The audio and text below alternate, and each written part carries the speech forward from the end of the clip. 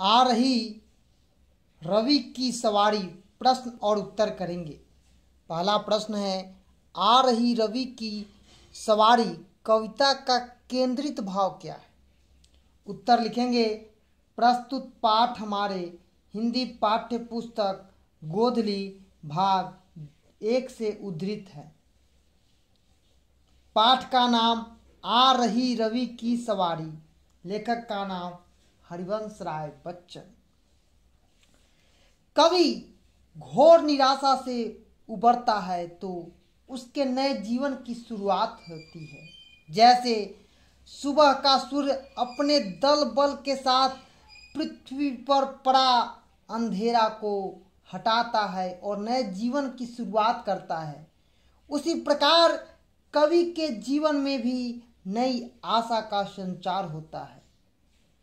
यही आ रही रवि की सवारी कविता का केंद्रित भाव है। दूसरा प्रश्न है, कवि ने किन किन प्राकृतिक वस्तुओं का मानवीयकरण किया? उत्तर लिखेंगे, प्रस्तुत पाठ हमारे हिंदी पाठ्य पुस्तक गोधली भाग 1 से लिया गया है। पाठ का नाम आ रही रवि की सवारी, लेखक का नाम हरिवंश राय बच्चन है। कवि ने बादल, तारा, चंद्रमा आदि का मानवीयकरण किया है, जिसमें बादल अनुचरों के रूप में, तारे फौज के रूप में और चंद्रमा जो रात का राजा है, सूर्य के उदय होने से मानो वह भिखारी जैसा खड़ा होकर प्रतीत हो रहा है, दिख रहा है। तीसरा प्रश्न है, आ रही रवि की सवारी कविता में चित्रित सवारी का वर्णन करना है। उत्तर लिखेंगे, प्रस्तुत पाठ हमारे हिंदी पाठ्य पुस्तक गोधली भाग 1 से लिया गया है। पाठ का नाम आ रही रवि की सवारी, लेखक का नाम हरिवंश राय बच्चन है। नए किरण से रस सजा है कलियों और फूलों की तरह नए किरण सूर्य के रास्ते में सजे हैं। बादल अनुचरों के रूप में हैं, जो स्वर्ण किरणों के कारण स्वर्ण की पोशाक को धरे हुए है। मालूम पड़ता है सूर्य के उदय होने के साथ ही तारों के विशाल फौज मानो छिप गई है और रात का राजा, जो कि चंद्रमा को कहा गया है, भिखारी के रूप में राह में खड़ा है। चौथा प्रश्न है, भाव स्पष्ट करना है। चाहता उछलू विजय कह, पर इठलता देख कर यह, रात का राजा खड़ा राह में बनकर भिखारी, आ रही रवि की सवारी। तो लिखेंगे उत्तर, प्रस्तुत पंक्ति हमारे हिंदी पाठ्य पुस्तक गोधली भाग 1 से लिया गया है। हरिवंश राय बच्चन की कविता आ रही रवि की सवारी से उद्धृत है। यहाँ कवि का आशय है यह कि सूर्य के उदय होने के साथ ही जिस तरह चंद्रमा छिप जाता है, वह बेबस होकर भिखारी की तरह दिखाई पड़ता है, उसी तरह उसके जीवन में जब अवसाद के क्षण खत्म होते हैं तो उसे लगता है कि उसने जीवन पर विजय पा लिया हो, नए जीवन का संचार हुआ हो। पांचवा प्रश्न है,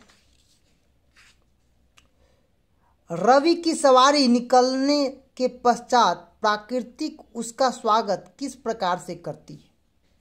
उत्तर लिखेंगे, रवि की सवारी निकलने के पश्चात प्राकृतिक उसका स्वागत राजा की तरह करती है। जिस प्रकार राजा निकलता है तो उसके जाने वाले पथ सजाया जाता है, उसके चारों तरफ अनुचर पोशाक धारण कर उसका स्वागत करते हैं। बंदी और चरण के रूप में चिड़ियाएं उनका कीर्ति यश का गान करते हैं। उसके आने के डर से तारों की फौज मैदान को छोड़कर भाग गई है। छठा प्रश्न है, रात का राजा भिखारी कैसे बन गया? उत्तर लिखेंगे, सूर्य के उदय होने के कारण उसके प्रकाश से रात का राजा चंद्रमा आकाश में मानो कहीं खो गया है। चूंकि चंद्रमा का प्रकाश सूर्य का प्रकाश के सामने तुच्छ जान पड़ता है, क्योंकि चंद्रमा का अपना स्वयं प्रकाश नहीं होता है, इसलिए वह भिखारी की तरह प्रतीत होता है। सूर्य के प्रकाश में मानो वह भिखारी है, प्रकाश लेने के लिए वह खड़ा है या उसके स्वागत करने के लिए वह खड़ा है। 7वां प्रश्न है, इस कविता में रवि को राजा के रूप में चित्रित किया गया है। अपने शब्दों में चित्र पुनः स्पष्ट कीजिए। उत्तर लिखेंगे, कविता में रवि को राजा के रूप में इसलिए चित्रित किया गया है क्योंकि पूरे आकाश में सूर्य के समान तेज और प्रकाश के पुंजों की एक जो शैली है उनके अलावा और किसी के पास नहीं। कोई तारा नहीं है, जब वह उदित होता है तो सबसे पहले उसके डर से अंधेरा भाग जाता है। सुबह सुबह ही फूल और कलियां खिलती हैं, वे ऐसे मालूम पड़ती हैं मानो राजा के पथ का स्वागत करने के लिए वह बिछ गई हो। सूर्य के प्रकाश का रंग पीले होने के कारण पूरा बादल स्वर्णिक प्रतीत होता है। चिड़िया चहचहाने लगती है तो ऐसा लगता है कि उसके यश का गान कर रही है। यह सब एक राजा के स्वागत के लिए ही किया जाता है। 8वां प्रश्न है, कवि क्या दिखकर ठिठक जाता है और क्यों? तो उत्तर लिखेंगे, कवि रात का राजा चंद्रमा को सूर्य के प्रखर किरणों में छुप जाने के कारण चंद्रमा उसे भिखारी या प्रतीत होता है, क्योंकि उसके पास अपना प्रकाश नहीं होता है। यही देखकर कवि ठिठक जाता है। 9वां प्रश्न है,